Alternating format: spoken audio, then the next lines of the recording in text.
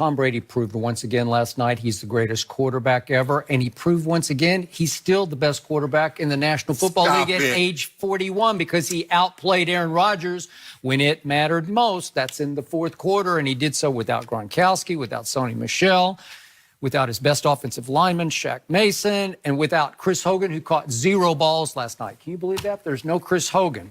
So in the fourth quarter, Tom Brady went 6 for 6 for 104 yards and a touchdown, and the Patriots won the fourth quarter 14-0 because Aaron Rodgers, the man you say is the best you've ever seen, went 2 of 7 for a grand total of 15 yards in the fourth quarter. Seriously? And I look at the total game. Tom Brady threw for 294, which is 35 more yards than Aaron Rodgers, but he had only 13 incompletions. Aaron had 19 incompletions and threw for only 259. So I think right there you could just see Tom Brady won that battle. And who had the better weapons last night? Does Tom Brady have a Devontae Adams? No, he doesn't have Josh Gordon either. Well, wait a second. He doesn't even have a Josh Gordon. Well, thank you for making my case. I appreciate that. No, I'm saying Aaron Rodgers doesn't. Oh, well, Jimmy Graham, he had a Jimmy Graham last night. No Gronk on the other side. You know, Randall Cobb right now is playing at a higher level than Julian Edelman. No, he's not. I don't know if you've noticed. I don't think Julian has the burst he used to have coming off his ACL. Randall Cobb definitely doesn't have the burst. I don't know. He's running more like Tex Cobb. Well, he looked better than Julian Edelman last night. To me, I don't know. And then how about that Valdez Scantling? He's going to be a star. He's 6 feet 4 inches tall. Does Brady have that guy? No, he's got Josh Gordon, who you said runs like he's got a piano on his back. He did, but you know what? He looks like a tight end to me. What about that 5'3", 225. Well, it's all he's got. He's playing with the greatest quarterback ever, so that was like magic made to get him that. And again, most of that run, because that last pass, the game breaker, that was a 17-yard pass that should have been period, end of story, 17 yards, and it went for 55 yards, so that helped Josh's total because Tramon Williams just swung and missed. It was a Marcus Williams, like in the Minnesota Miracle game. Well, normally what you do is that you start with QBR first. And since you didn't, I think I will. Remind us. Brady had a 37 QBR. Rodgers How do you explain that? Whoa, Explain it. Whoa. Explain it. I asked you to explain this. No, will you explain it? No. You're the Hall of Famer. Well, but it encompasses the entire... I gave you the numbers. I gave you the breakdown.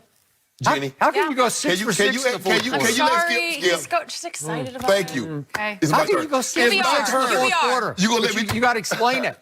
If you let me explain my point. Go ahead, I want to hear this QBR. Go ahead.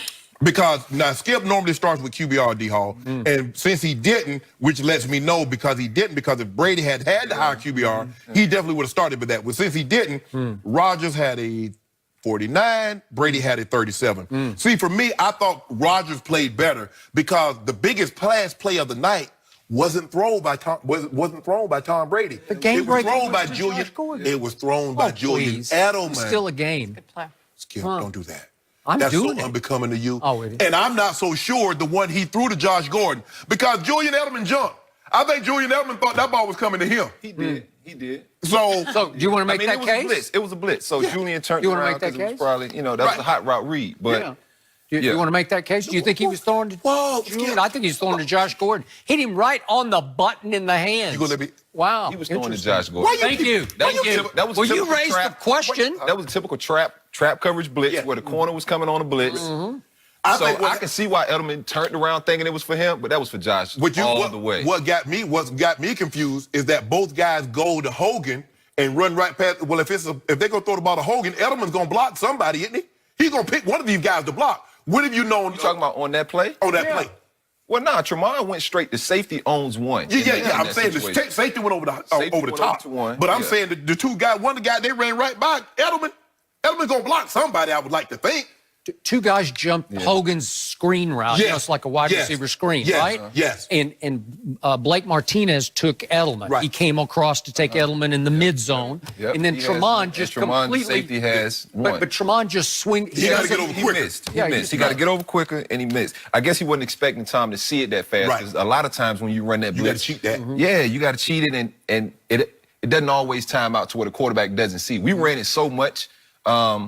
In Washington under Jim Haslett that Kirk Cousins in practice, he knows it's coming, so he's hitting that whole shot every time. Which whole shot? The second? No, the one to Josh Gordon. Okay. That's the whole shot. That the safety, it's hard for the safety to get over to that one.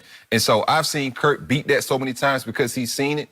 And Green Bay defense, they run a lot of trap coverage. And so when that corner went, that's Tom's read. Get the ball out to number one. And Tremont just, he missed a tackle. He's new there. The best safety I ever seen that played that route was Ed Reed. Ed Reed would literally pick that